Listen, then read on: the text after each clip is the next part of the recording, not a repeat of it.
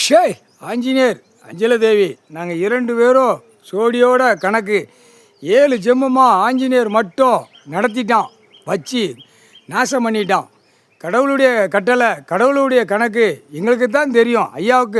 ஐயா கடவுள் அவர் என்னென்ன பிரார்த்தனத்தில் 7 ஜென்மமாக கஷ்டப்பட்டாரோ, கர்மாயப்பட்டாரோ, அடப்பட்டாரோ, எல்லாத்துலேயும் எல்லாமே கர்மாயப்பட்டார். ஐயா கடவுள் பூமியில் உட்காராதனால பாடாப்படுத்திட்டான்.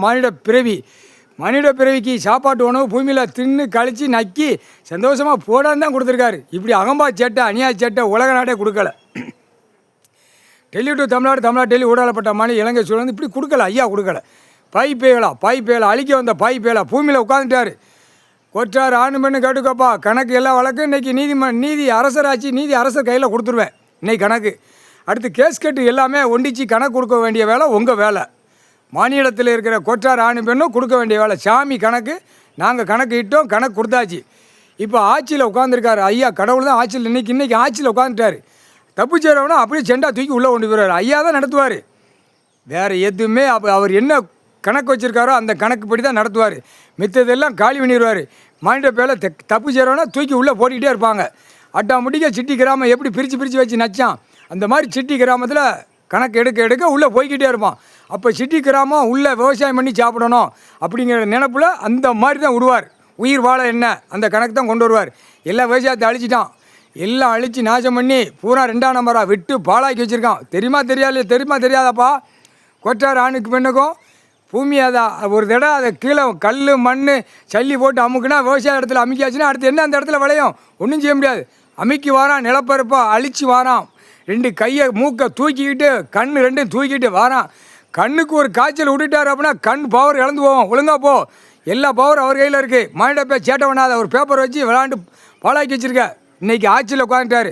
அரசியல்வாதி இன்று நாள் முதல் கணக்கு எழுதிட்டார். நாற்காலி சேவரோட குடும்பமே உள்ளே தூக்கி போடுற கணக்கு எழுதிட்டார். ஆட்சி ஐயா கடவுள் ஆட்சி, கடவுளுடைய ஆட்சி.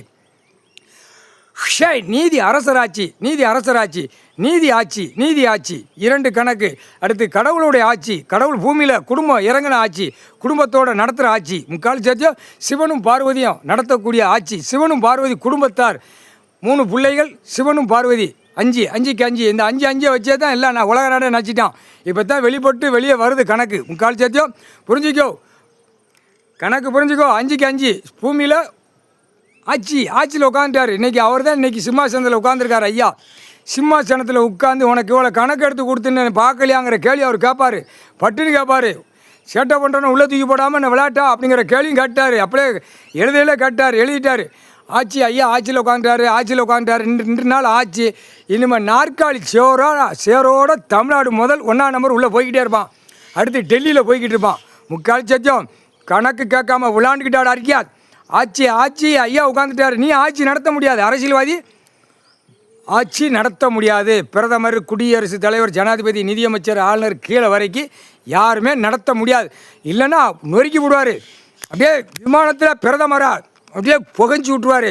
குடியரசுத் தலைவர், ஜனாதிபதி அப்படியே போர் உள்ளார சைங்கன்னு காலை 2 தூக்கிட்டு வரல, அப்படியே ஒன்றுக்கு மோதி ரத்தமாக சிந்த விட்டுருவார் பூமியில்.